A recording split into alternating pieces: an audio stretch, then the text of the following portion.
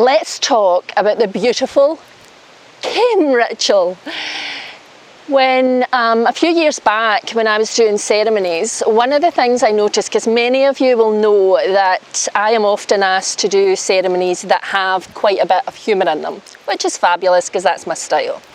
But what I was recognising was that when it came to the part in the ceremony where a couple were going to say their vows to each other, what was happening was that the guests were often, and the couple, were often still in that heady, throaty, fun sort of mindset. And that's not where we need to be when we're saying vows. We need people to kind of drop into ceremony and be really still and centred. And so what I began doing a number of years ago was creating a circle around the couple. And I did it using rose petals or dried rose petals. And I would just let everybody know that I was taking a moment to allow the couple to drop into ceremony, and that I was creating a sacred circle around them in which the magic that happens when two people betroth their lives to each other can take place. And when I say the word sacred, I don't mean in a religious sense, I just mean in separating it from the ordinary. Sacred, the word sacred just means to set apart. So how could I set this moment apart from the rest of the ceremony? And as I say, so I started creating this circle, which was beautiful, and my couples loved it. But then through my research, I came to hear about an old Scottish tradition that was used in ceremonies pre-Christianity. And it was a tradition called the Caim. And that word Caim is an old Scottish Gaelic word, and it just means circle of protection.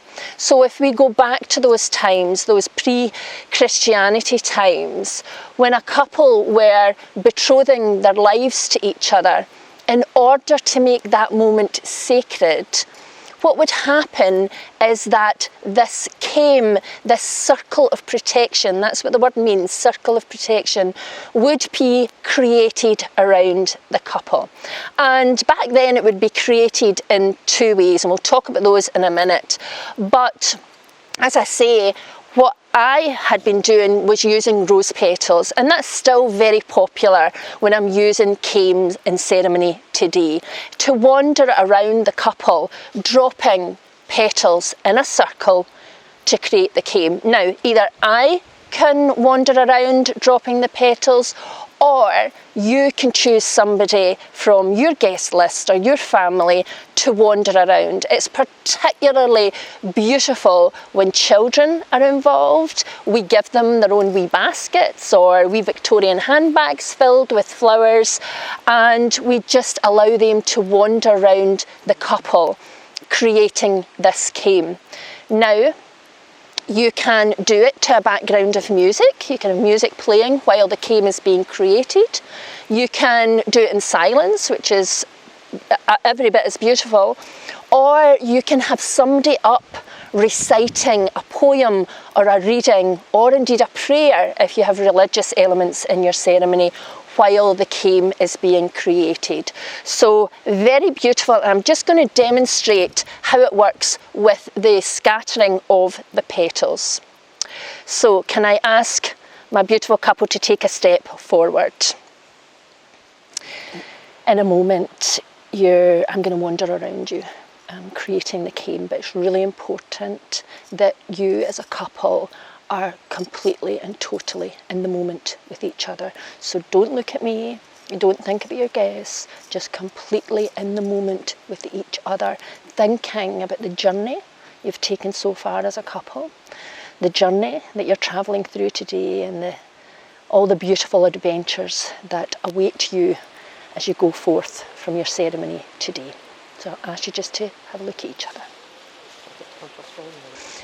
Family and friends, can I ask that during this moment we all allow ourselves to become still and centred, and to drop into that quiet place but also to think about everything that we hope for this couple's life together as a married couple, and to project that forward into the Caim so that they can be held in your love.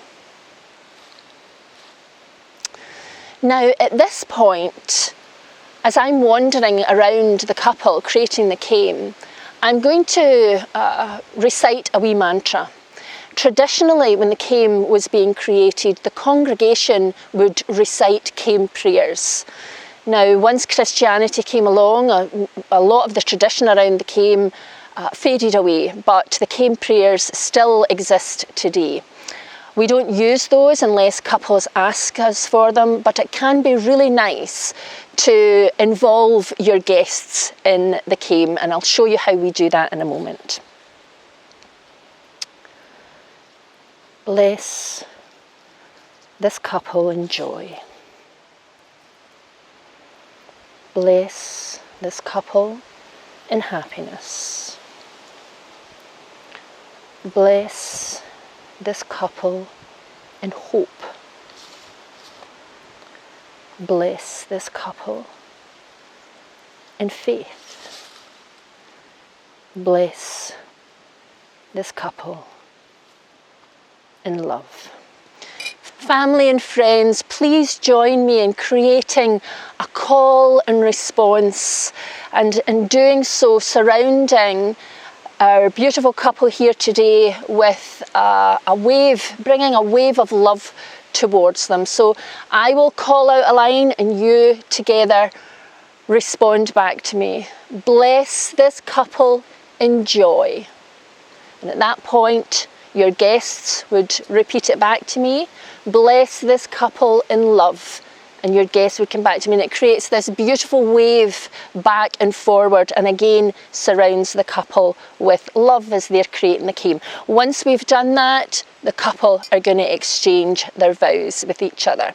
So that's how it's done if we're using rose petals or any sort of petals. That's called a flower Caim. Now, traditionally, as I said earlier, it would not have been flowers that would have been used in creating a Caim. It would have been done in one of two ways. First, your guests, the congregation, would stand up and create a circle, a Caim around the couple. Now, this had two purposes.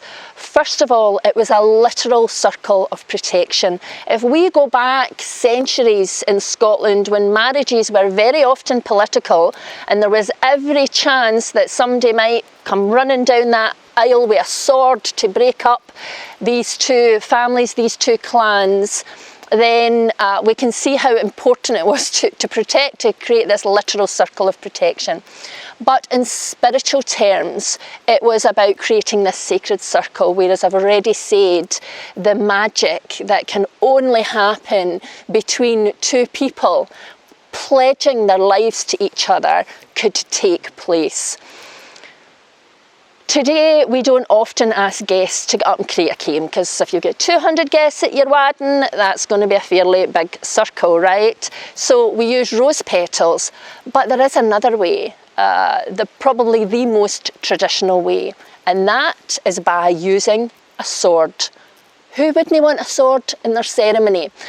But, however, I know that having a sword on your list for your wedding budget to be spent on is probably no high priority. But don't worry, because here's one. I was going to say I made earlier. I did not make it earlier, but this is the first of the Caim sword. I actually have one being custom made for me, the Caim sword, but this is the first one. This is the Robert Bruce. So a really fabulous sword to have in your ceremony. How does that work? Well, there are a few considerations around it, and that's something we could talk about at a later date, because it's a ceremonial sword, but it's still a sword, so we just have to be careful. When it comes to creating a Caim, if you're having a sword Caim, then either I can create it for you, or one of your guests can create it for you, as long as it's an adult and that person and I have a wee conversation beforehand to make sure that nobody's going to get hurt. But how does it work? So I'll just ask you once again to face each other.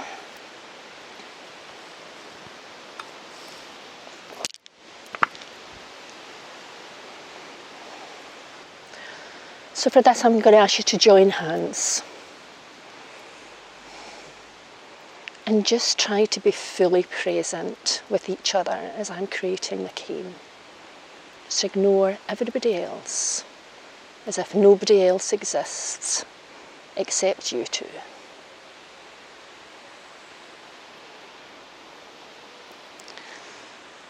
Bless this union in joy. Bless this union in happiness. Bless this union in togetherness. Bless this union in love.